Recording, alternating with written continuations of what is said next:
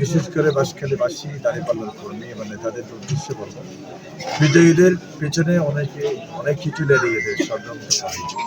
আমরা সর্বোচ্চ ধৈর্য এবং সহিষ্ণুতা দিয়ে আমরা আল্লাহর দরবারে সজিত অবনত হয়ে বিজয়ের স্বাদ ভোগ করব।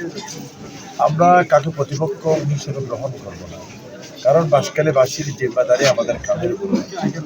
বিজয়ী মানে বিশাল দায়িত্বের বোঝা চলে আসে। এই জন্য সর্বোচ্চ ধৈর্য, বিনীত এবং নম্র হওয়াই চাই, এতেই আল্লাহ বেশি খুশি হন। এই জন্য আমরা বিজয় মিছিল বলি।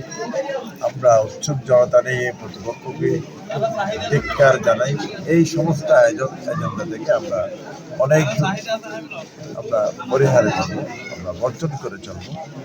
সর্বোপরি বাঁশখালীর শান্তি শৃঙ্খলা, আইন শৃঙ্খলা বাহিনী, বাঁশখালী প্রশাসন, উপজেলা প্রশাসন, সরকারি কর্মকর্তা সহ আমি সাংবাদিক বাইরা সহ সারাদিন শান্তিপূর্ণ সুস্থ পরিবেশের জন্য যে কষ্ট পরিশ্রম করেছে, খেয়ে না খেয়ে কষ্ট করেছে, আইন শৃঙ্খলা রক্ষাকারী বাহিনী, বিজেপি, আমাদের সেনাবাহিনী, বিজেপি, পুলিশ বাইরা সহ অনেক কষ্ট করেছে। আমি আমাদেরকে সাংবাদিক বাহিনী সহ আমাদের কৃতজ্ঞতা স্বীকার করেছে।